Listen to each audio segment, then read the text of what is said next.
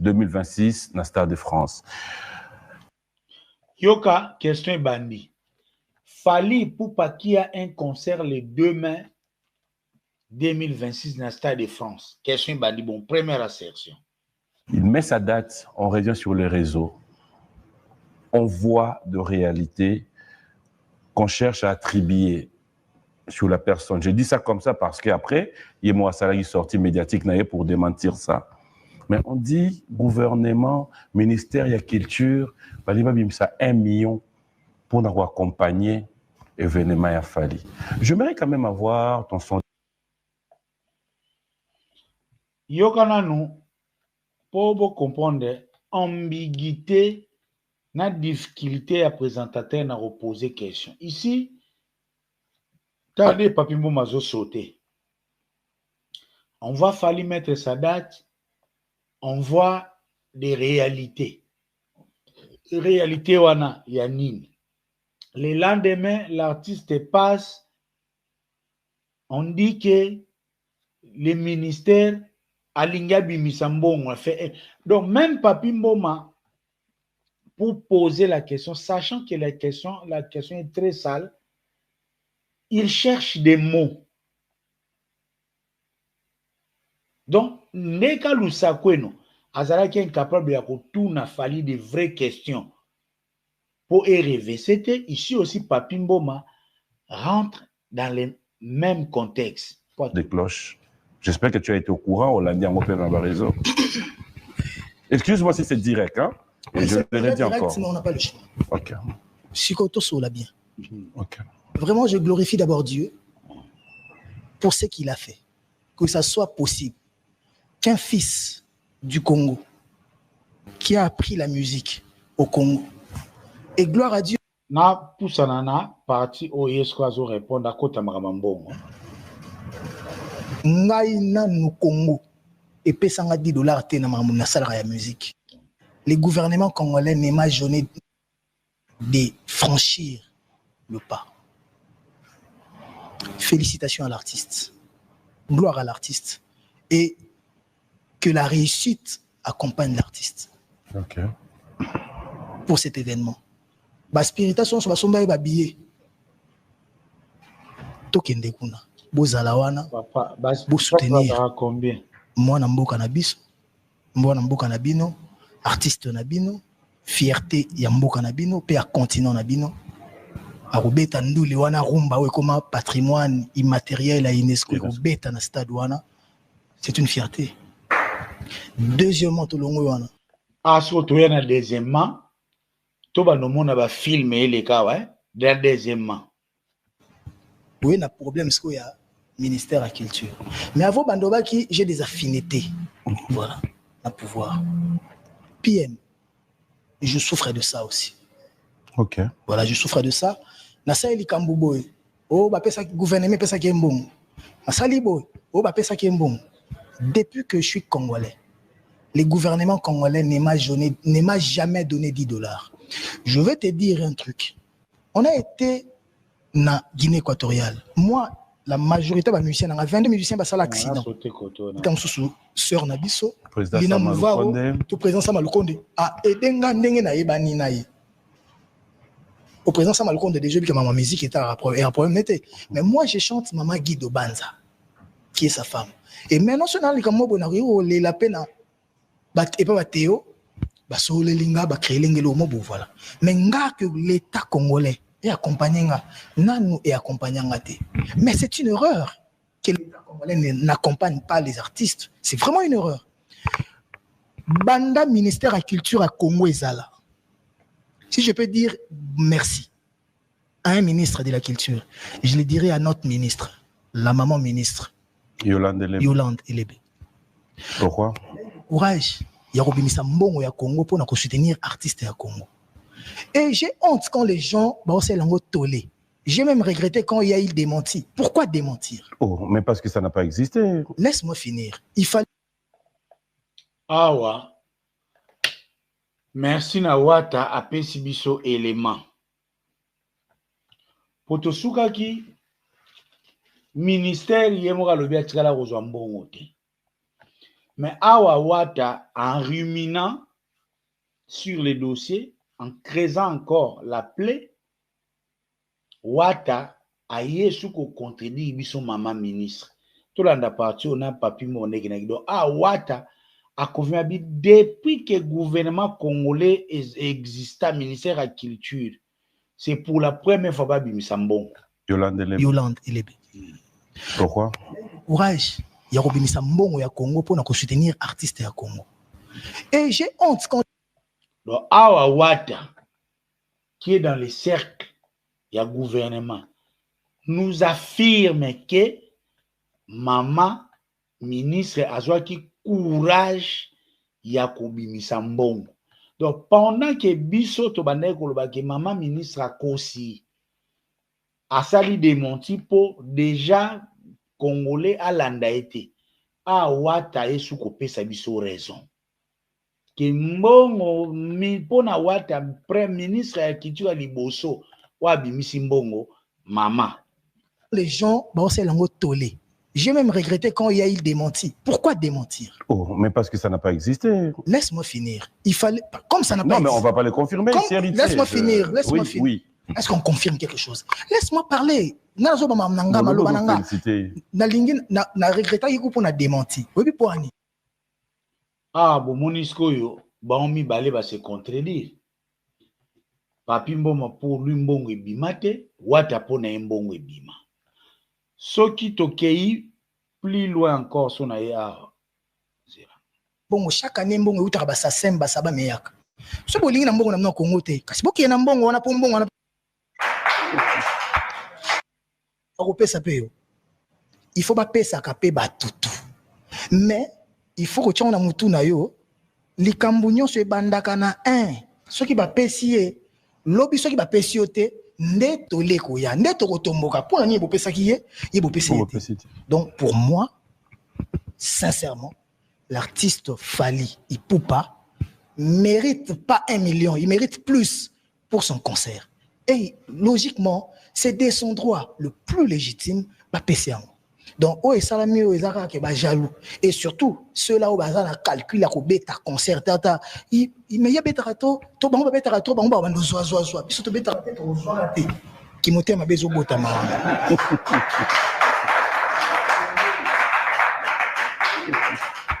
Sincèrement, je peux que dire ça. Et on passe à autre chose. Merci. Les Congolais ont oublié ça. Drapeau ané go matawana. Pour imposer culture na mboka wana. Ba pese 1 million. Yo les gens m'ont information l'équipe a 1 million. Toi 2 millions. Par le baga 200 millions, 50 millions, 60 millions, 400 millions. Pour les artistes c'est 1 million. Mais 1 million on est makilé. Non, c'est pas logique. Tozo wana, to wana format wana. Sais-tu que ndeto beta la musique boy. Mbongo me utaka libanda batinda kango na Congo. Tezana zong sango iskanza kiawa na kena cheminement na e azoke. Là où il apprenait la musique, j'ai eu la chance d'y être, dire un truc. Working across teams is tough, but Asana helps you handle it. That's because Asana. On a été na Guinée équatoriale. Moi, la majorité. Yolande Elebe. Pourquoi? Courage. Il y a Robinisa Mbongo ya Congo pour soutenir artistes ya Congo. Et j'ai honte quand les gens c'est lango tolé. J'ai même regretté quand il y a eu le démenti. Pourquoi démentir? Oh, mais parce que ça n'a pas existé. Laisse-moi finir. Il fallait, comme ça n'a pas existé. Non, mais on va pas le confirmer. Laisse-moi finir. Laisse-moi finir. Oui. Est-ce qu'on confirme quelque chose? Laisse-moi parler. Na regretté qu'on a démenti. Comme il n'y avait rien. Il fallait qu'on paie sa bateau à crédit et base à réponse. Pour réponse, on a commis quelque chose. Ils ont eu ce qu'ils voulaient. Base à réponse, il ne fallait pas. N'est-ce pas pour les policiers? Mais bon, bah soldat, bah militaire. Ministère, il y a 100 000, 50 000, bah ça va. Yolande Elebe. Pourquoi? Courage. Il y a Robinisa Mbongo ya Congo pour soutenir artistes ya Congo. Et j'ai honte quand les gens c'est lango tolé. J'ai même regretté quand il y a eu le démenti. Pourquoi démentir? Oh, mais parce que ça n'a pas existé. Laisse-moi finir. Il fallait, comme ça n'a pas existé. Non, mais on va pas le confirmer. Laisse-moi finir. Laisse-moi finir. Oui. Est-ce qu'on confirme quelque chose? Laisse-moi parler. nga zo ba mamnanga maloba nanga félicité. na lingi na regretta yiko pour na démenti obi poani comme il y avait rien il fallait qu'on coupe ça bateau na crédit et bazo réponse pour réponse on a commis quelque chose ils ont eu ce qu'ils voulaient bazo réponse on ne fallait pas entre nous depuis to botama léopard azora prime et les grands na TV 100 000 50 000 ba pesa bango so sangisi ba joueur na bazo 100 000 ba combien 23 et ça combien 2 millions 300 so sangisi bazo mbongo banda to botama banda ba ntsumbu ngoyi banda ba kidoda banda ba motubile banda bazwa mbongo mais c'est déjà là. Belle réflexion. Laisse-moi nous réfléchir pourquoi nous comment. Ate manata on est vraiment esika sikoyo sujet nanga ekomi concerné. Chers amis, na bosena no ba développement sur ebele. J'avais écrit na page nanga que Papi Mboma en principe, so ezalaki te ko bazaka na wata so na casino, ou so alalaki na bar te, so azalaki vraiment attentif. Et s'il connaissait les notions de l'État, Papi Mboma, dans cette partie, alingaka kata, surtout exemple ya Léopard. Et koke koute kozala. Et na Rolanda héritier, l'air azoloba, ke lokola, depuis Tobotama, Léopard, ba pesaka bango kaka, ba prime, ba 100 000, que eza droit légitime ya Fali, ndenga za produit par M. Drio, famille Drio, na Stade de France, il faut ba pesa ye. Je directement compris, ponanini, na Congo bakoma koluka député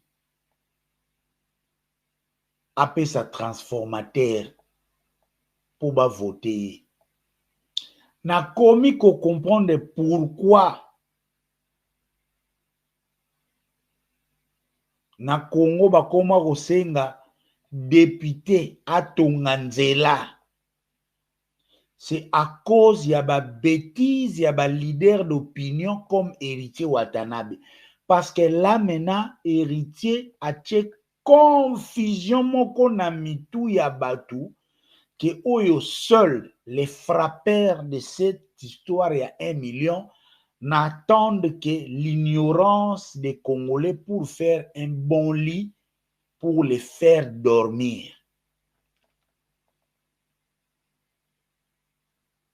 Et en voyant Héritier dire cela, j'ai compris pourquoi Héritier est revenu pour la deuxième fois. L'examen d'État, major qui peut à 51%. Au Babengango, quelqu'un qui a beaucoup parlé pour ne rien dire. Ça démontre que Héritier est parmi les artistes les mal entourés de la musique congolaise. Parce que ici, la responsabilité du ministère de la Culture est une question technique qui échappe même à Papi Mboma. Donc ici, des ignorants de la question de la responsabilité du ministère de la Culture se sont associés autour d'un plateau avec une volonté aveugle de soutenir un artiste qui lui-même, connaissant les dangers et la tournure aux affaires Zouaki. Vous croyez que Zachary Azazoba Awangana Mbongwana, si et seulement si le ministère de la Culture est tenu à soutenir Fali parce que les léopards aussi bénéficient du soutien de l'État. Au Babengango, na classe de Bango, Héritier a assassiné la science. Héritier a assassiné l'éducation citoyenne. L'héritier a brûlé même la philosophie, la notion de l'État à Tumbia. On a dit, non, pourquoi makambo esa technique dans le domaine de la musique, hein? On a battu dans ce temps de côté pour la musique, comme son logo la uniquité. Approche à héritier à l'université. Héritier doit être refusé.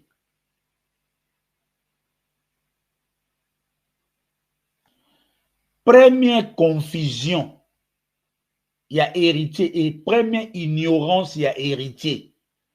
Héritier ignore que toutes les charges de l'État sont réglementées et ne ressortent que des lois de la République. C'est ça, il y a une réforme. Héritier serait intelligent s'il condamnait d'abord manière oyo makambo salami en souhaitant les soutiens des artistes et en disant nous avons besoin d'une réforme. Mais dans l'état actuel, aucun ministre de la culture n'est tenu à sortir 1 million pour acheter des loges, pour acheter pour procurer des bus aux fanatiques, pour payer les photographes de l'artiste, pour faire un documentaire. Aucun, alors aucun. C'est comme si Héritier avait suivi l'information Malanda qu'on a barre. Il n'a pas compris ce qui s'est passé. Il n'a pas compris ce qui s'est passé. Et lorsque Héritier dit que Tovanda Awanaba Léopard, bazopesa bango ba prime ya ba 100 000. Héritier ici azo confondre équipe nationale qui appartient à l'État congolais et Fally Ipupa qui appartient à lui-même. Sa structure c'est F Victime, son label c'est F, c'est une structure privée. Ici, il soulève une question, il y a une structure privée, il y a une structure étatique. Donc, dans Léopard, Oyo héritier, c'est que héritier ignore. Dans Léopard, ata joueur aza milliardaire, soka yeko beta l'État kaka muto ofutaye. Parce que charge ya équipe nationale eza na mutu ya l'État. Mais les ministres qui s'occupent de l'équipe nationale, eza ministre ya sport. Mais charge ya musicien, charge ya activité ya musicien, l'État a tenu te. Je dis bien tenu. Être tenu.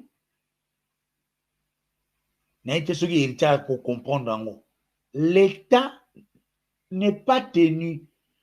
Pas parce que l'État a inaba musicien, mais parce que l'État est organisé tel que nous avons des professions libérales.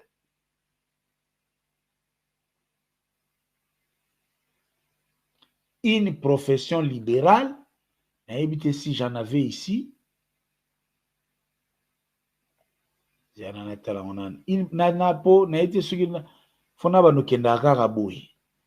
Pour photo ye bakango lemso eko aider isa pe betina pe bazalaka awa lemso eko aider na ye moko héritier. Donc na mutu ya héritier ya kanisi ministre est en charge de tout et n'importe comment.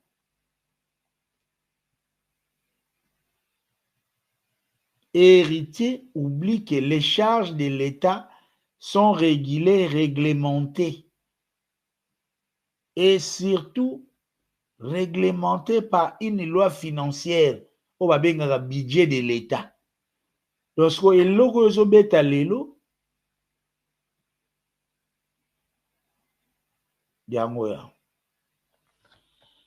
une profession libérale est une activité indépendante axée sur des prestations de services, principalement intellectuels, techniques ou de soins, exercés sous sa propre responsabilité. Elle se caractérise par un lien direct avec la clientèle, le respect des règles déontologiques un cadre est souvent réglementé et peuvent être exercés individuellement ou sous forme de société. Sikoyo, awa héritier Watanabe alingi a exigé ministre ya sport oyo football ezali profession libérale te. Un joueur dépend de son équipe qui est une société et dans le cas d'équipe nationale, cette structure appartient à l'État. Un artiste, musicien, peintre, décorateur, ils ont une profession libérale, donc relation à ma casse entre clients et prestataires de services. C'est comme le ministère de la Justice. Le ministère de la Justice paye les magistrats parce que les magistrats sont des fonctionnaires. Employeurs na bango ils ont l'État. Yango futa bon, mais les avocats ne sont pas payés par l'État. Donc, même si on a un avocat qui va plaider une affaire aux États-Unis, à la Maison-Blanche, à la Cour, à la Cour constitutionnelle aux États-Unis, l'État n'est pas tenu à payer les honoraires de cet avocat parce que sa profession est libérale. Et fallait pour pas qui est plus intelligent que héritier. Parce que héritier a kanisaka makambo nyonso esalamaka ndenge asalaka makambo na Naomi ozokende makala obengi soki nani babengi ti peye kozwa yo. Fali Ipupa, Christian Lusakweno, Yves Bouya, les Zakari, se sont désintéressés de cette affaire parce qu'ils savent que Fali était professionnel libéral à qui ces activités se passent entre ses clients. Entre autres, les producteurs, mécènes, na bato ba consommer ba spectacle na ye. C'est pour ça Fali avait dit lui-même que son concert, il a déjà tout payé, il a eu son cachet, il a un producteur.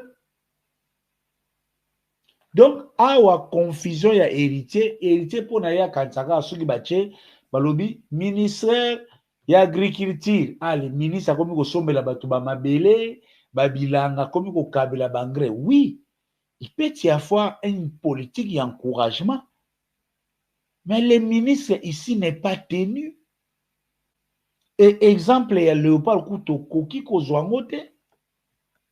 Au Koki Kouto Kozwangote parce que ici, il y a des exemples différents. Et c'est là, nous avons des exemples même belés.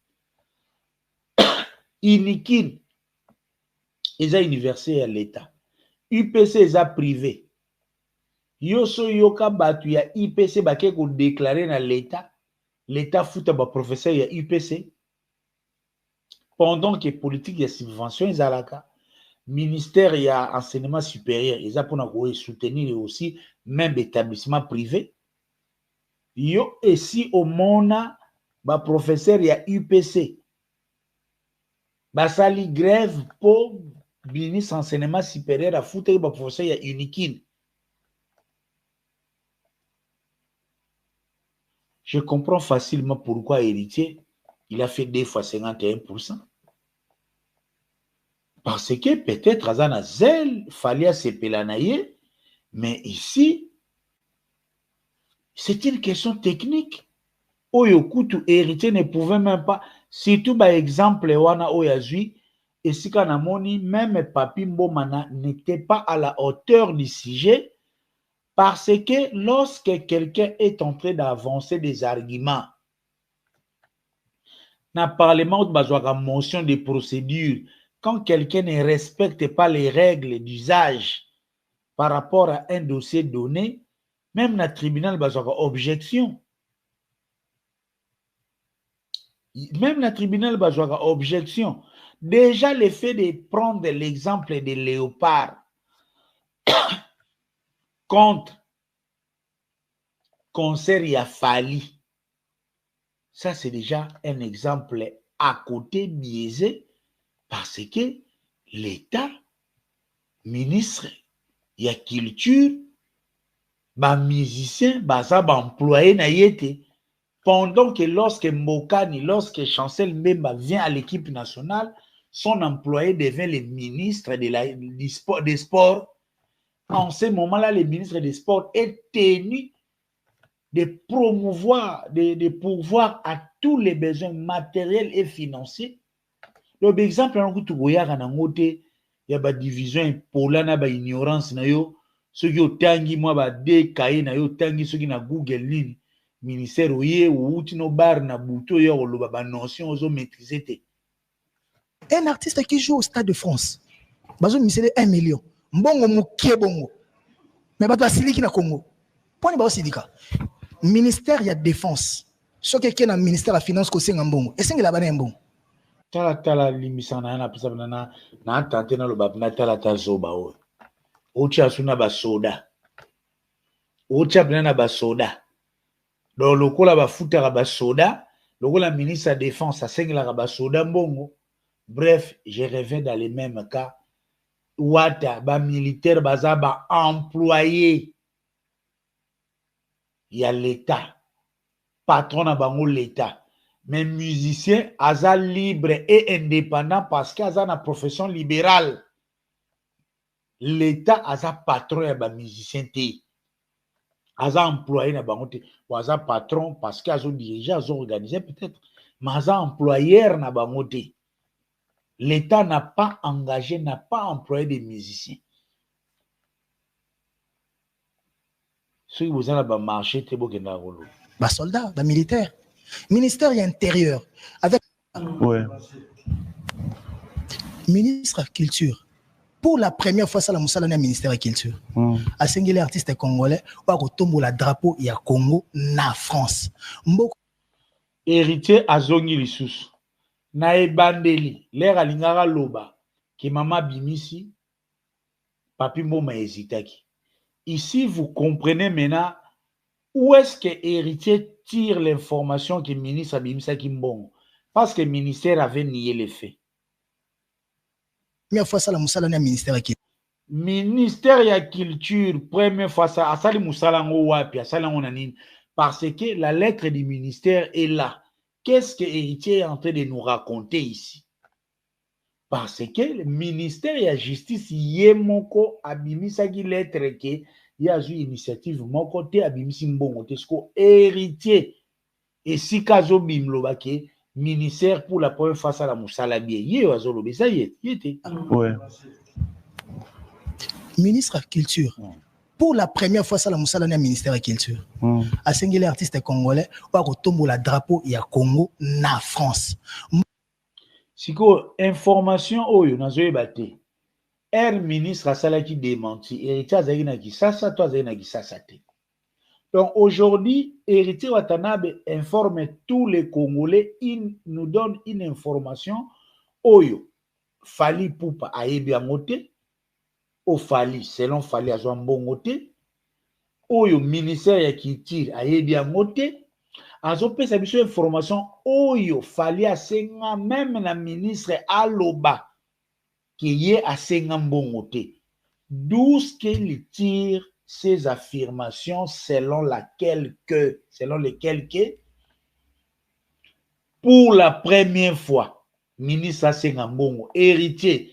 Preuve que le ministre a sengaki mbongo pour les musiciens zawapi parce que document auto discuté là ministre awangana ya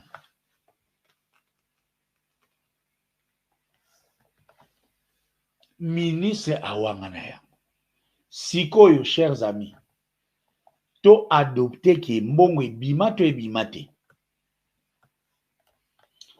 selon Bonjour à tout le monde. Bande Konanga à Londres, plus particulièrement il y a North London, Tottenham, Chingford, Wood Green, Barnet, Walthamstow, Bakartenyo so tout eza kotoyo. Eza shop nabino e fongo maki.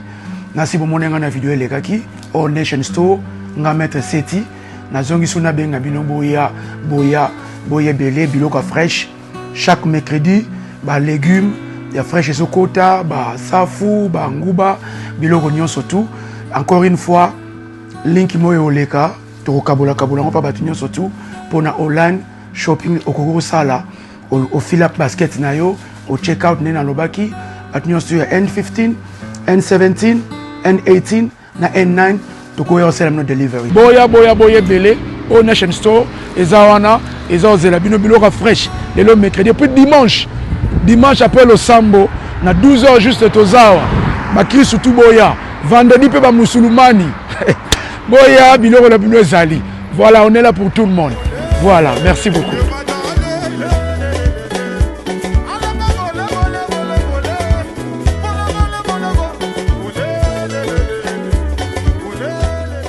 Information ya wata to conclure nini mbongo ebima to ebima te. Qui dit vrai entre ministère ya culture na héritier.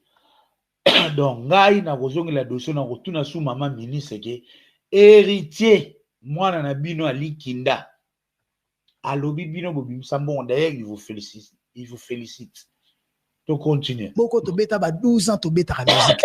Donc les Congolais ont oublié ça. Drapeau ane ko matawana. Pour na ko imposer culture na biso na mboka wana. Ba pese 1 million. Yo les hommes mambo information l'équipe ba 1 million. To ba 2 millions. Par le baga 200 millions, 50 millions, 60 millions, 400 millions. Pour les artistes c'est 1 million. Mais 1 million on est makilé. Non, c'est pas logique. Tozwa lwana, to lwana format wana.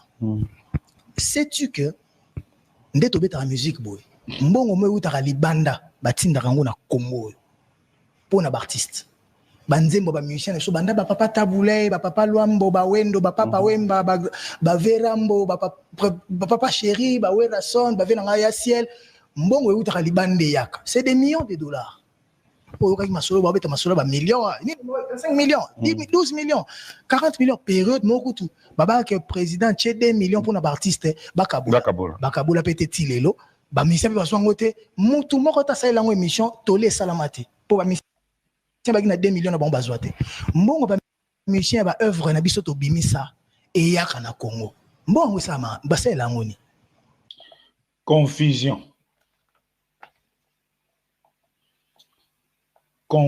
mususu. Ah.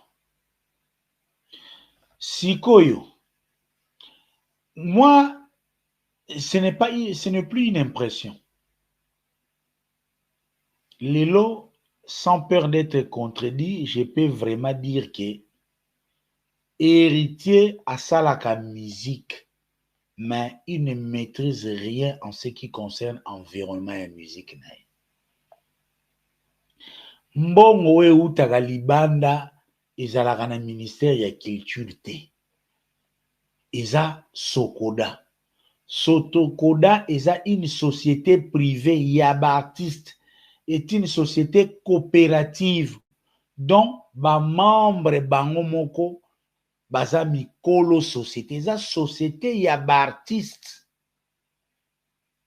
Donc si et la Sokoda, mbongo ya Sokoda, eza na musala ya ko rémunérer ba ayant droit par rapport ya ba œuvre na bango.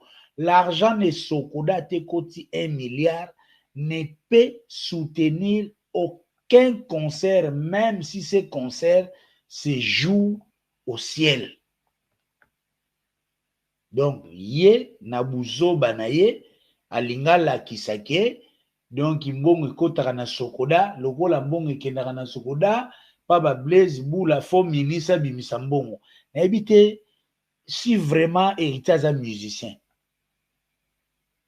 parce que degré ya ignorance oyo je comprends même lui pourquoi carrière na zorango au sérieux te mbongo ya oyo utaka libande za mbongo ba droit d'auteur. Société à droit d'auteur, eza Sokoda. Eza une société privée. C'est vrai, ministre et à tutelle, Azaga a droit peut-être à surveillance. Si les artistes ne s'organisent pas très bien, si les artistes ont un problème, il y a gestion, ministère, délégué, ministère à Koya Vandi, à organiser bino, à accompagner bino pour organiser soit l'élection ou bien le Romogoboy. Et puis le Romogoboy.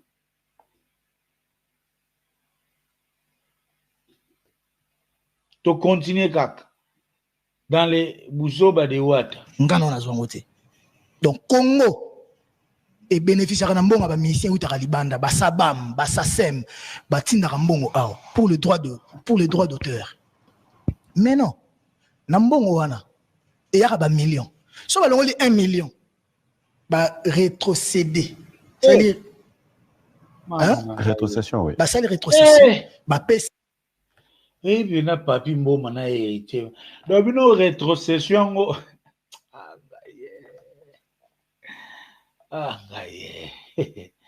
donc rétrocession bokatonga moka rétrocession.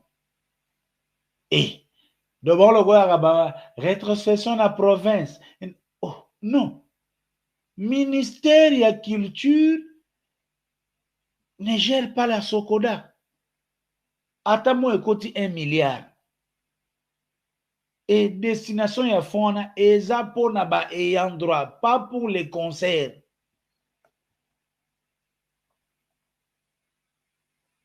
Arozong c'est l'artiste nini. Et ne peut bénéficier très souvent dans mbongo ya Sokoda. Faut mutaza la membre na Sokoda. Yoza membre na Sokoda ti. Pardon.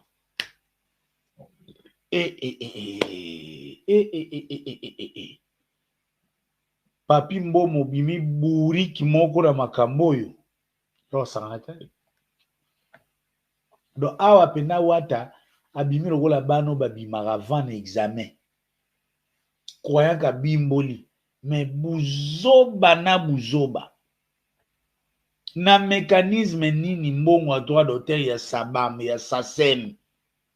Bakoki kolongola yango pour ministre à soutenir conseil ya fali na Stade de France. Na mécanisme nini les ministres agissent par rapport à ba texte. Et ça illégal d'abord ministre à enfreindre la loi. Si la loi créa la Sokoda et traçait déjà destination ya mbongo wana yoko changer destination. Nous avons même l'ex-ministre de la Justice Constant Moutamba qui est condamné pour n'avoir pas respecté procédure parce que chaîne il y a dépenses il y a l'État et ça lié à strict respect à la loi et à la procédure. L'argent appartient aux ayants droit et à Sokoda à tes côtés 1 milliard. Donc pour fallait à Stade de France ministre azwambongo ministre azana mbongo Sokoda ndenge nini ministre azana droit na mbongo Sokoda te. Il ne gère pas la Sokoda. Monsieur Kabeya, les ministres de la culture ne gèrent pas la Sokoda. On a papi mbongo pas vandi. On a si ba utaki casino na butu. On continue. Héritier Watanabe dans ses buzoba. Si moko na biso. Ngaba bita maboko. Bazo kutu atambongo akomote. Ba toucher mbongo akomote. Bazo ra mbongo ba artiste ou ya ba droit d'auteur et yaka. Ba longola 1 million ba pesi. Le musicien ont le droit. Zoba. Ba jouer pour akota mbongo na Congo. Il faut pas gagner match. Il faut pas gagner coupe. Toujours à coupe. Bah musicien banze mon absolu bêta. Na premier va jouer té. Non, c'est une compréhension. Bah mais chaque il y a ba pire ngada. C'est vraiment une compréhension. Ba touré ba mbokani donc kilanga. Mais ba musicien to kota mbongo chaque année mbongo utaka ba sasemba saba meyaka. So bolingi na mbongo na Congo té. Kasi boki na mbongo wana po mbongo wana pe to so rango té. Bozo na mbongo wana bo soutenir artistes. Et les artistes maintenant qui crient au scandale. La honte de l'année. Mais yo yebite que so ba pesi pour na concerner. Yo peso ko che concert no ba ko pesa pe yo. Il faut ba pesa ka pe ba tutu. Mais il faut ko tshona mutu na yo likambu nyonso ebandaka na 1. Soki ba pesi lobi soki ba pesi yo te nde toleko ya nde to kotomboka pour na ni bo pesa ki ye bo pesi te. Donc pour moi sincèrement l'artiste Fally Ipupa mérite pas 1 million, il mérite plus pour son concert. Et logiquement, c'est de son droit le plus légitime, pas PC. Donc, oh, et ça, est jaloux. Et surtout, ceux-là, où ils calculent la bêta concert, il y a bêta rato, tout bon, bêta rato, bon, on va nous zoa, puis surtout bêta rato, qui monte ma bezo botama.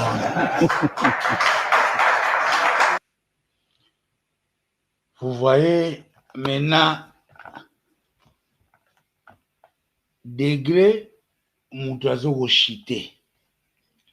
Bon, juste pour aider maintenant la lanterne, il y a Bandeko Nabiso, notamment Héritier Watanabe.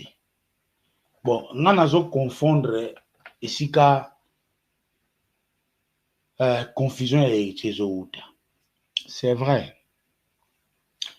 Ministère de la Culture a un devoir de promouvoir la culture Nabiso.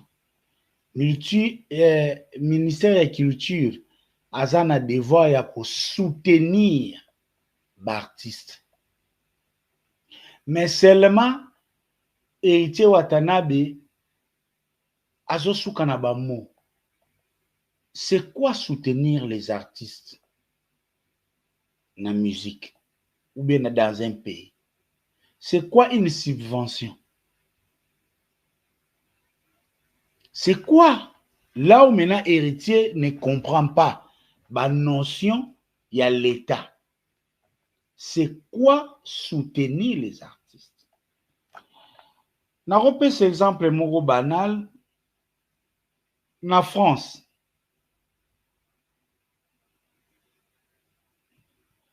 En France, par exemple, pour bon, on va avoir un exemple à Poto, na Kenegan à Poto, il sera bon, on va avoir un exemple.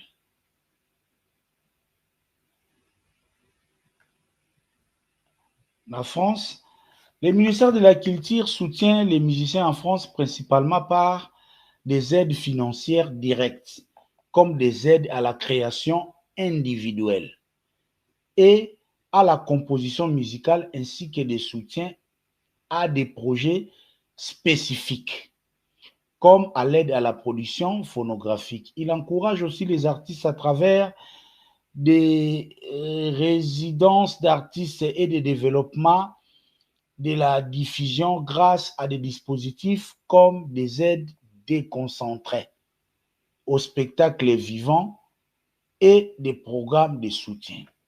Nazui exemple ya nature ya aide mogo à balobi na France, des aides déconcentrées pour des artistes pour tout ta l'eska bato ba raisonnaka comment ils conduisent leurs histoires. Aide déconcentrée na France s'organise comment? Parce que ça aide financière, hein? Na ebi ke artiste balingaka côté wana patati patata toye page yango.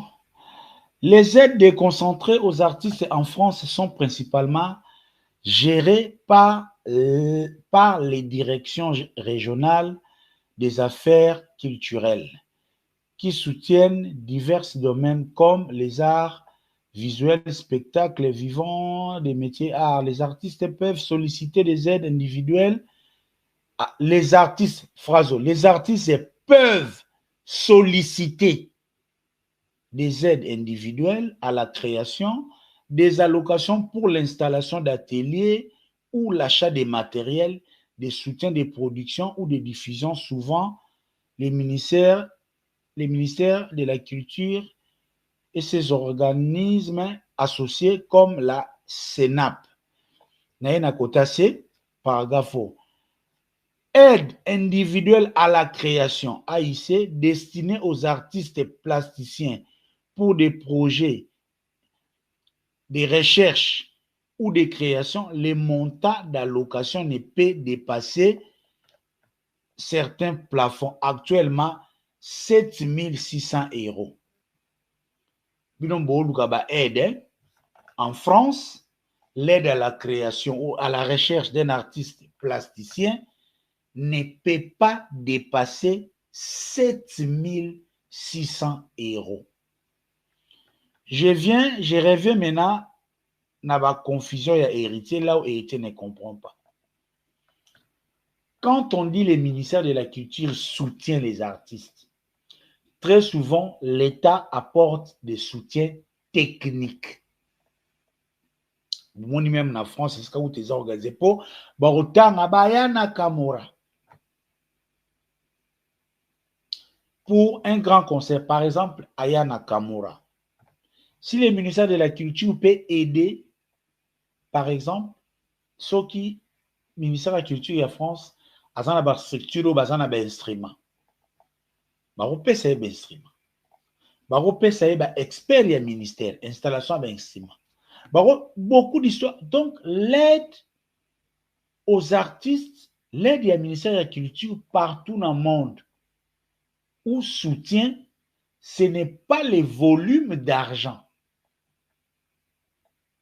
Ce n'est pas le volume d'argent.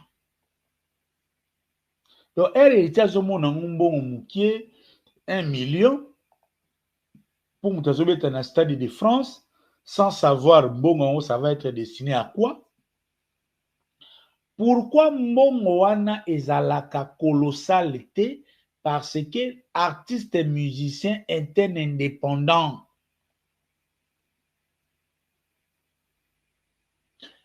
La subvention a un caractère financier, c'est vrai. Subvention est non remboursable. Mais subvention est à l'État. Même dans le domaine culturel, ça va dans le côté, il y a un institut à éducation et à musique.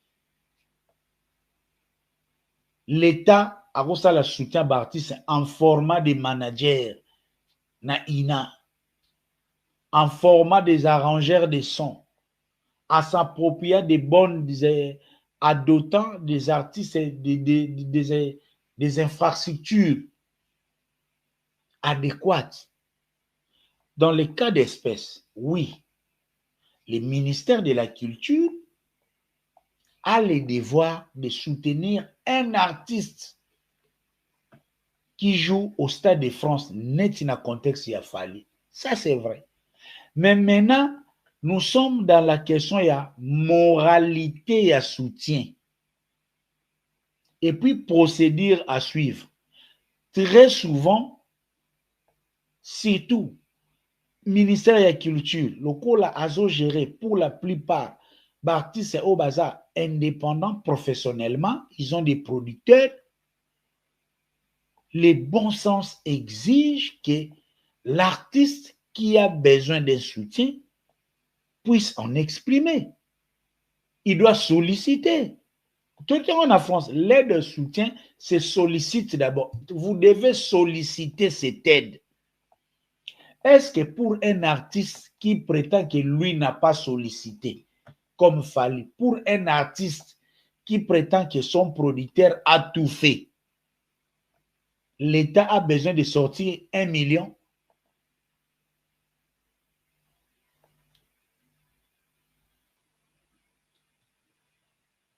Toqué na moralité, peut-être héritier.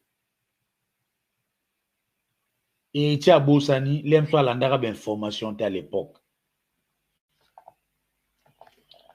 Dans quel pays au monde on peut avoir volume et soutien à un concert privé na ba rubrique oyo? Ba rubrique oyo. Au cas où la ba rubrique oyo. Programmation culturelle parallèle, Stade de France. Combien? 100 000 $. Achat de billets pour les concerts. Billets mort 75. Baba frapper, alors que coûte minimum à billets à 70 €. Bangwa bache 75. Na ticket moko, isa donc balier déjà 13 € na chaque ticket.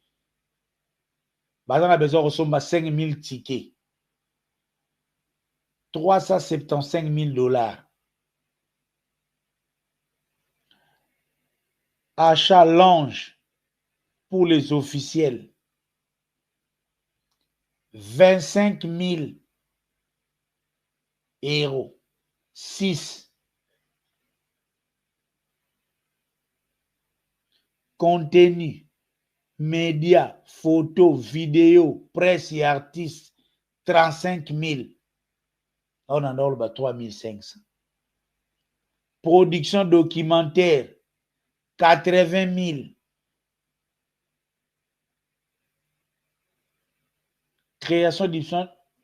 Création d'objets culturels symboliques, 30 000. Patati patata. Ouais, côté ba bus, nga nga côté ba bus.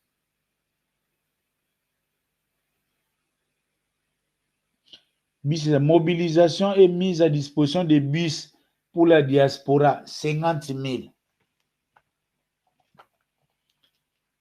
Dans aucun pays du monde, sauf dans le monde, il y a Héritier Watanabe que les artistes où les gens peuvent accepter ce genre de rubriques. C'est déjà immoral. Ça démontre à suffisance que les gens profitent de l'activité artiste pour voler. Ça, c'est du vol. C'est du vol. Un artiste qui ne vous a pas sollicité et soutien, comment est-ce que vous allez coûter qui a besoin 5000 tickets? Et puis, pendant que la débat, l'artiste prétend qu'il est à 91%. Il y a la vente à tickets. Les 5000 où vous allez disposer, vous allez acheter les tickets où? Et surtout qu'il a déjà fait un sold out, soi-disant.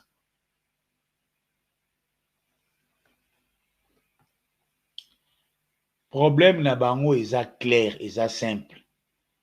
Na héritier, na fali, baomi balé baza ba bénéficiaire ya mafia culturelle. Oui, officiellement Congo est soutenaka ba musicien te. Ba kombo nyonso wana héritier azokotanga. Baza pe ba vie na bango ya politique ou ba pesaka bango ba mission ya CC. Derrière ces concerts, il y a beaucoup d'histoires. Actu du net, camarade ya héritier lelo. Héritier azobeta na scène musicale. Banda kotanga jomoko Oven. Oven o balo bakazaka soki escroc. Oven o mtaya na copie ya scène musicale. Aya na marché. Donc babiloko oyo ya kolukaka producteur moko aza na mbongo te bocheka mikanda. Mbongo euti Kisasa. Héritier pasalaka yango. Yasuka Ana Dom de Paris, qui a remplacé les producteurs initiaux de Dom de Paris à héritier. Tout tigala remonate bon, producteur A, Matakoun c'est de production, donc a bien rebetate, producteur B a eu projet. Et qui est ce producteur à cause de ma session ya projet? Pendant que ba ticket zote kamate ba mbouma ya et bakata ba couleur ou bangisa même na dadi mola ils ont bima na Dom de Paris. L'argent est venu de Kinshasa. Et il t'a sengaka na producteur wana a gardé ma solo comme ça ba ina mbongo. Bango mi ce sont les deux bénéficiaires. Et les autres zolo ba débat oyo parce que seulement document bima libanda. Na fali na héritier mukomote ba oya koloba ki o ba pesi biso boy parce que soki ba lobi boy kope ki reversé fali héritier bénéficier de manière occulte des soutiens de l'État. Yo mwasi asamba lukonde ya kopesa yo mbongo na ye ya poche bazwangoka na kesi ya l'État. Bavie nyonso otangaka wana lere bokende boluka mbongo ya bavisa awa bombongo ya batike basomela bino batike baministère bavoyager babimisa yango na poche na bango lere bayaka avant bazwa bagouverneur bazala na bambongo wana bavie no tu ozotanga wana bamingi kutu babotama na mboka babimisa yango na poche eza mbongo ya l'État. Donc héritier tiaka na mutu na yo, l'État congolais te soutient mafieusement à travers tes vieux. Parce qu'aujourd'hui, héritier, vous êtes des accompagnateurs des détourneurs. Yangona, vous avez soutenu aveuglément et totalement Daniel Massaro. Parce que c'est vous qui accompagnez indirectement les détourneurs. Donc, héritier, l'État congolais, d'ailleurs, carrière na yo dépend de l'État congolais. Ba concert privé, l'État. Je sais ce que j'ai dit. Et puis, député. Ceux qui ont un protocole, protocole l'État. Matanga, Ataya Makango, au moins, bis Assemblée nationale, et il y a, soit un ministère, bis un ministère qui m'a battu na Matanga. Katafari na ndenge ya structure ya l'État donc ezambongo wa l'État bon bana mbongo basala business ni à part koyiba. À part koyiba. Si bayaka na ba gouvernement, bazaka na ba to mona bango nyonso, Augustin Kabuya, ayenzo tomike, mutu munene, kingo mukie tomoni ti kingo evimbi, bakabundi nyonso to bango ndenge baya, batu no nyonso to bango ndenge baya. Na ndenge bazo vimba wana.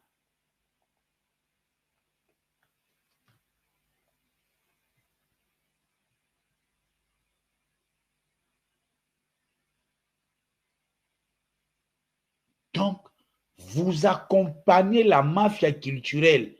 Même toi, héritier, tu figures parmi la liste des voleurs, des complices et détournements. Parce que vous faites les choses de manière toujours occulte. Oh. Ye. Akendaki asenyimbo.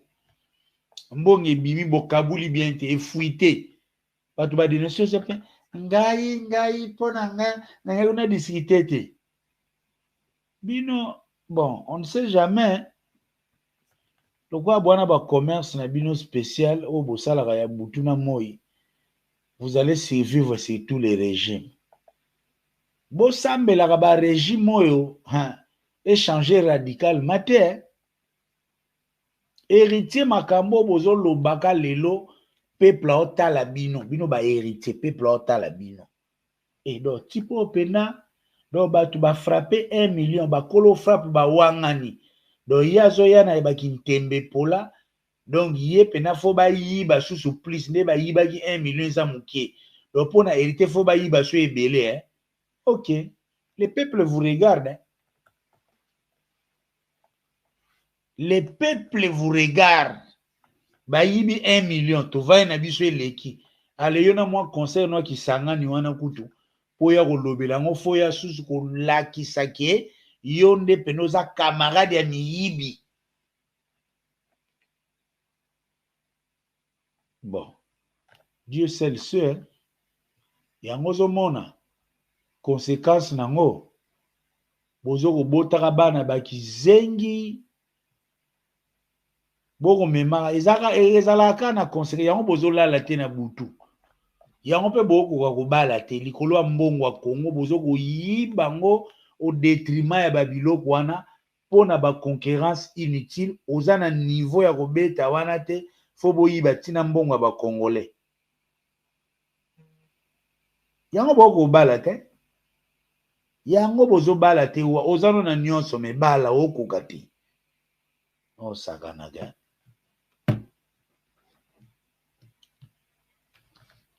Et là maintenant, par rapport à cette attitude, héritier Watanabe, chers amis, aïe confirmer que dire à Tonton Promo que tu as vu l'original. L'original. De la barbouchette qu'elle a laissée là. Ah, je lui dirai Tonton Promo. C'est mon petit. Il y a Je l'apprécie beaucoup. C'est mon petit. Je l'apprécie beaucoup.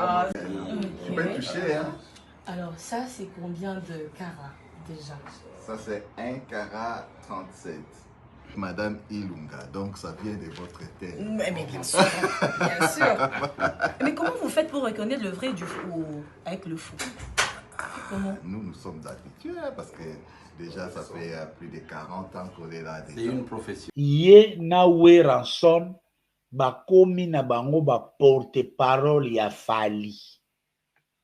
Peut-être par semblant. Lelo batindi ba edi ba diata. Bakoma po héritier yoka mawatini ngazo fingama batindi basule mais lelo na ndenga bagara boule surtout na ndenga wenge wata usali no mabete mais yeba officiellement tu as mis fin na Ntembe donc Tembe esili donc de tozaboyi ba verbe nyonso bimisi na jale lowana o ba mon oluki o yo moko boem pona carrière na yo nano milobela yango te moyende ko milobela ngo fali po betele maboko ndenga yibi donc osilisi nde Ntembe yo moko te voi te beki Ntembe ngo pese koma nango na contre-temps et koma nango Ntembe ya Dodan mais yo moko confirmer que désormais, donc, toi, tu lèches les fesses de Fali. Je pèse bien mes mots. Héritier, tu viens nous confirmer que tu es prêt à lécher les fesses de Fali pour autant que tu aies les featuring, pour autant que yo obeta même dans le Stade de France. Yo moko muto confirmer biso te. Biso yeba ki yo muto antembe. Nengo meka batemba lukuta. Yo mpe tolingako. Yo yebi te. To yebi tala. E wata confusion bato ba confondaka. Le Congo ba yebi ki wata zane limité. Mais c'est juste un petit courageux. Moi ba tembe ne sala biso bien na compte ya théâtre. Ndengo yaka nwana moi olokoti mwa bato na yo boye émission batembe wana esalaka lokola ya théâtre esalaka bien. Qui ne sait pas qu'au fond même kutu stade de Martyr msu wata ozonga en soutien toyebi kutu so stade de Martyr ozongaka ngo donc oza mosika à tout point de vue na makambo ebele okozala kuntembe te mais ibano ozalaka mwa bien na ndenge ya ntsunga na ndenge ya grimace na ndenge ya makelele ya miziki oza na mwa ntembene moko na regreta kutu ndenge naloba penda nani wata abeta Fali sikoyo esika wata sikoyo akomprenaka te tala esika bakotaki bachobo wata abeti Fikini epesi résultat ya bien koleka Fali wata abeti na Fikini wata bimisi mi ange mi démon batia yango poids surtout na bagolwa contre Tokosde balobi wata alie Fali ameki bakeba bani kogangela ye na butu pa bavie na ye Kisinjora ti azoloba wata alie ye nzoka nde erite bagangelaki butu moya azomema wata alie ye tala mutu mobimba longola Kisinjora kuta loba eloko malongo te po atiaka akomante na makambo ya Ken Mpiana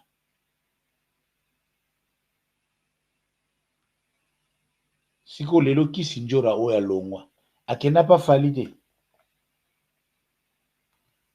alors que héritier l'air asali orchestre bazoyebisa biso ke Fere aza tolobani aza mabukana héritier ndaza courage misoga yenda kosilisa Fali esika moto na ntembe pe eyaya wana parce que banobeta biso masolo lukuta o nakala na boîte moko héritier asalaki benzoka nde yuma e bon sono ya Fali kuti pare bakena babeta ye même soki na ndako soki ya mwasi bawela na baferigani soki wapi donc ndenge baza wana wata e bon sono yuma ya Fali donc e bon donc o kutuko ngai nzambe azoyemba mpe nzembo de la république tala héritier yoko koyemba su nzembo de la république te Kester azalaki nkale tuna Tonino Fernando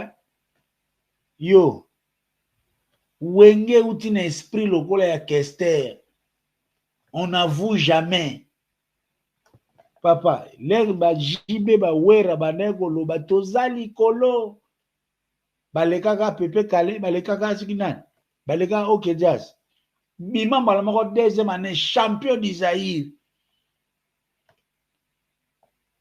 kukofia koya boye bapoyebisa bapetwana kokende liboso eza kokoma te bazongela kofi tokendaki mpe tokomi IOA wenge o kofia respectaka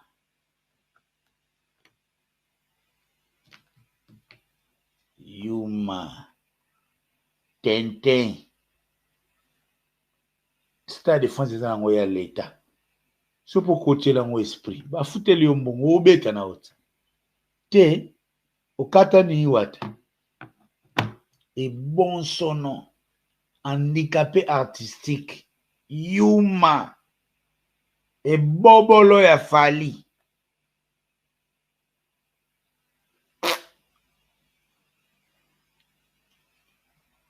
mutango pe oyo ezoke no fuka mela musique ya banzele artiste moko féminin na sko sona choqué bino sa ale yo mwana wenge oya na sima moto alobaka nsanga siko kona choqué bino dabina mwana no mtoto bina luketu donc est-ce que wato ebi pourquoi na wenge danser ça zalaka te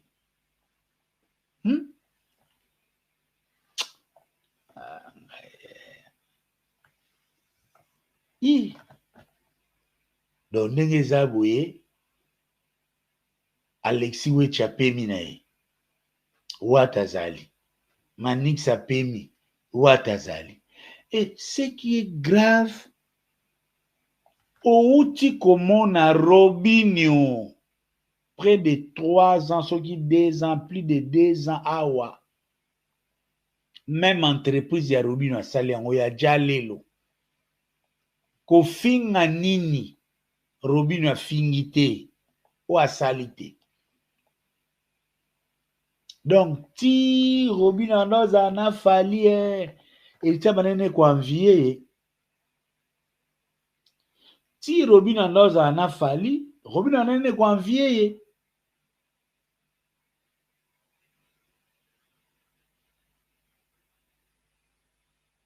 ti Robinho andoza na fali pardon elita banene kwa envier azo envier na Robinho asali première partie ya Bercy Robinho azana fali Robinho fali azana arkeli donc hérité ninga zana paka kabilo kwa fali donc amona fali superstar tana mutazo chake Messi papa yo ebi Barcelone hérité ozo cha Barcelone na concert ya fali ya communautaire drapeau ni fallait au na France ba drapeau na biso na biso moto ozala kuna yo moni ba esio ticket wana madame Brigitte Assombia madame nani Thérèse Pompidou asombi ticket monsieur Fabien Croquet asombi ticket ba sombi ticket kuna mavuluka mangituka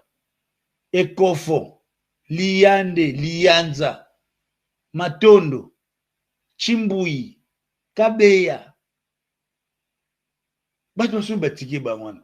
Toyebi déjà drapeau nous tout le monde en télévision. Et là on y fallait à baki siwana. Il y a rien de caractère international. Et baksini. Ozo changona Messi Barcelone ou équipe internationale ou ceux qui ba commis via la RDC mindere ba moni.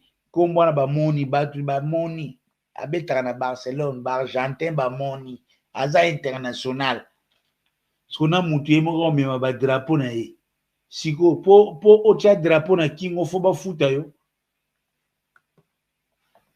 po ocha drapeau na kingo ba fo ba futa yo nini bongo tsani ba boudin ya couleur ya drapeau bongo tonga ba caleçon ya couleur à drapeau au bord bimsila mbon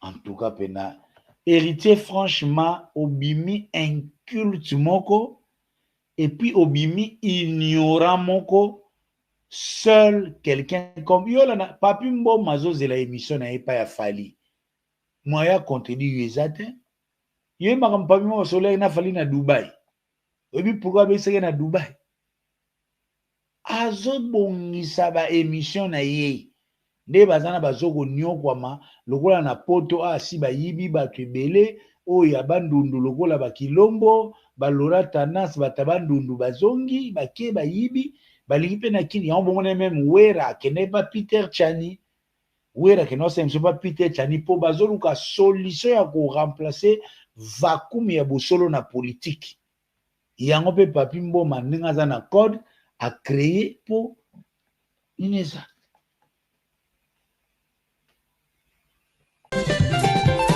En tout cas, nous avons été bien reçus chez Marianne et Elion. C'est la classe et la différence. Ouais. En tout cas, dans la maman la plaisir.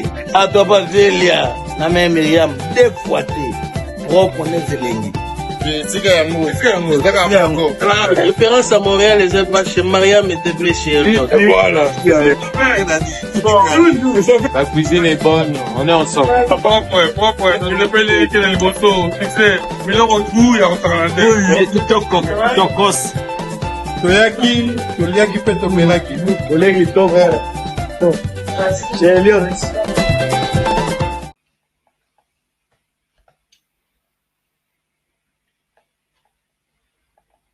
Siko neti boy émission peut tout le besina au Zakari Yoko Sala émission 4 heures de temps avec des sujets divers en apportant des illustrations.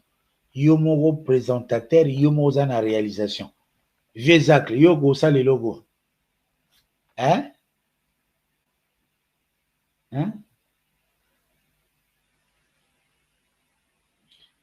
Zelana Betanano, Zakari crash les Congolais.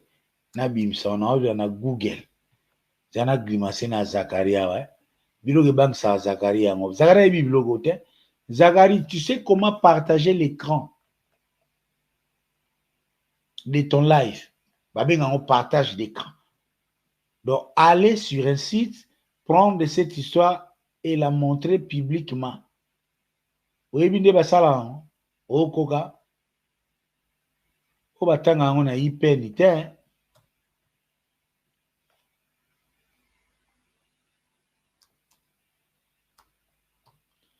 natala nano bundisa bino moko Zakari clash Papi Mboma na luka ngosiko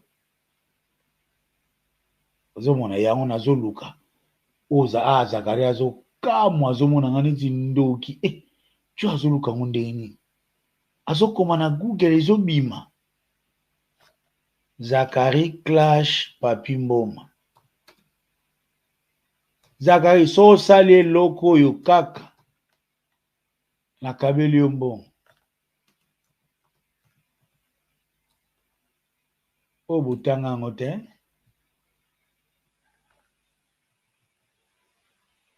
o butanga na luka video yo afinga Papi Mboma pede botina na video Papi Mboma o Zakari afinga Papi Mboma pede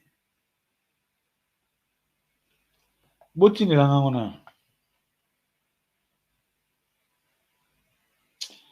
te bon pour total ngo bien Zacle to chara eloko na yo Zakari contre Louis France.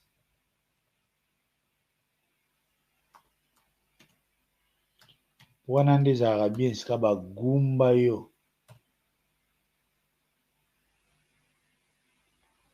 yango ebima boro ezaka piese oh le mol ye but oh sorry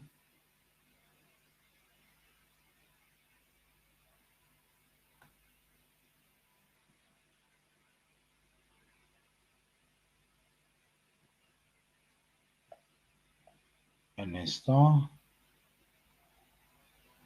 Nous allons à bord na wana babeta et pas Louis France. Ils ont la pièce. Maman na pièce yango. Je le rappelle d'ailleurs. Tu es un petit monsieur, scientifiquement, notoirement aussi. Notoirement, c'est en français. Pas notoirement, c'est pas en français. C'est pas en français. Le code dictionnaire, notoirement n'est pas en français. N'est pas en français. Oui, France. Notoirement, c'est pas en français. Non, je le rappelle d'ailleurs. Tu es un petit monsieur. Zacle, notoirement en français, baby, ça n'existe pas. Allez, Louis France, bétail. Scientifiquement, notoirement aussi. Notoirement, c'est en français. Pas notoirement, c'est pas en français. C'est pas en français. Le code dictionnaire, notoirement n'est pas en français. N'est pas en français. Oui, France. Notoirement, c'est pas en français. Non. mais tant que bazo finga biso babi bengaka bato à niveau na biso yo corriger ta parce que ndeko Zakaria a licencié il penga za doctorant depuis international il y a les ana bato yo tala biso ils ont des insultes donc il est dit que c'est depuis 15 ans OK toujours me la wana te alors nazo wasiko pour respect entre biso c'est toujours respecter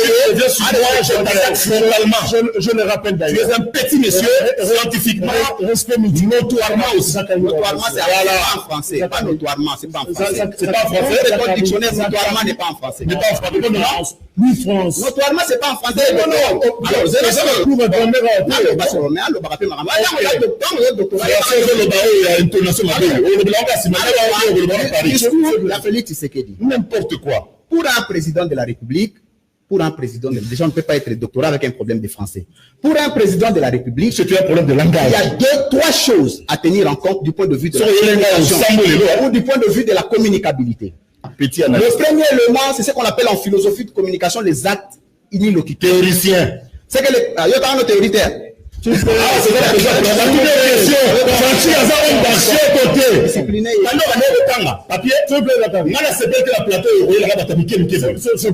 Alors, les actes inilocuteurs, ce sont des actes il pose les actes. La philosophie, c'est-à-dire un chef qui ne parle pas, mais qui agit. Mais il y a une phase où les actes interlocutoires, où le président parle et agit. Deuxième dimension, c'est-à-dire les actes performatifs. Le président ne parle ni ne fait. On comprend. Le wana so ina investir ko futela ngombo belé no eza ya mawa. Ça yo aide yo. Ce temps maintenant awa to so qu'est-ce que le président fait? Le président fait ce qu'on appelle les actes. Les actes perlocuteurs. C'est-à-dire le président promet sans tenir compte de la réalisation. Ce que j'aime en Félix, c'est la volonté politique. Mais au-delà de la volonté politique, il y a un mécanisme qu'il faut étudier avant de prononcer le discours. Ça veut dire quoi? Les locaux, l'émission, il faut être rassuré que tu as une invitation d'une émission. Du moment où tu n'as pas une invitation, ne promets pas que tu as une émission. Voilà pourquoi c'est là. Alors, la dimension dans ce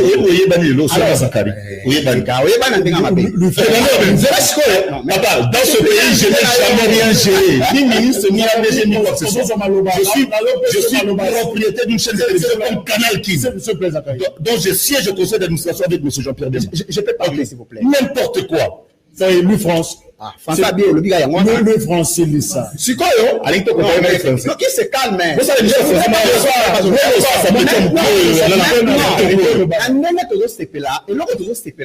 c'est la volonté de faire mbogoyo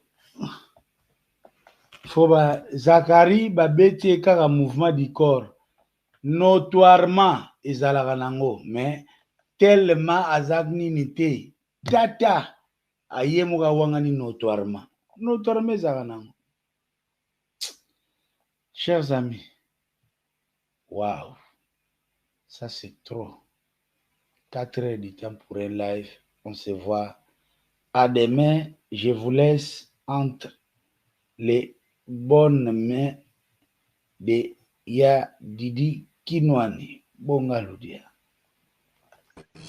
L'original de la barbette qu'elle a laissée là. Ah, je lui dirai tonton Momo.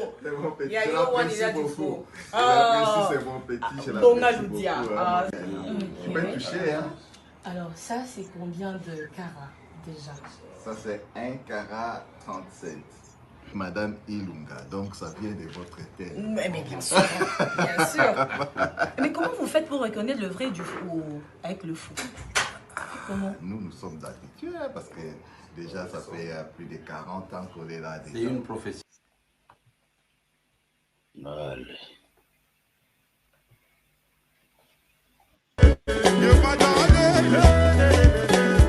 Bonjour à tout le monde. Bande Konanga à Londres. Plus particulièrement, il y a North London, Tottenham, Chingford, Wood Green, Barnet, Walthamstow, Bakarate nyonso tout eza koto yo. Oyo eza shop na bino efongwamaki. Nasi bomonenga na video elekaki. All Nation Store nga mettre seti na zongi suna benga bino boya belé biloko fresh chaque mercredi ba légumes ya fresh esokota ba safu ba nguba biloko nyonso tout. Encore une fois link moyo oleka to kabola pa batu nyonso tout pona online shopping okoko sala au fill up basket na yo au check out nena lobaki batu nyonso ya N15 N17 N18 na N9 to go your no delivery boya belé au Nation Store ezawana ezozela bino biloko fresh le mercredi puis dimanche après le sambo na 12h juste tozawa ba kristo tout boya vendredi pe ba musulmani boya biloko la bino ezali. Voilà, on est là pour tout le monde. Voilà, merci beaucoup.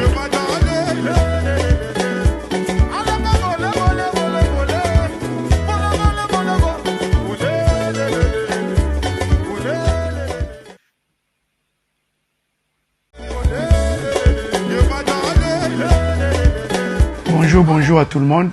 Bande konanga à Londres, plus particulièrement il y a North London, Tottenham, Chingford, Wood Green, Barnet, Walthamstow, bakarate nyonso tout eza koto yo. Eza shop na bino e fongo maki.